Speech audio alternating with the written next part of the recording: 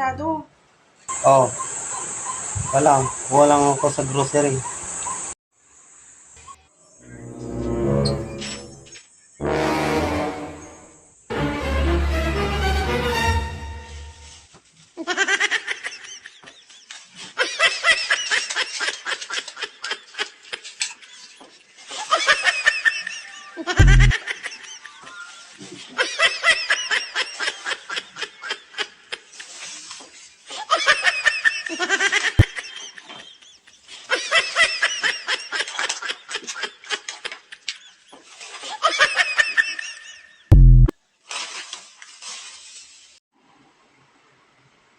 Oh, ito na.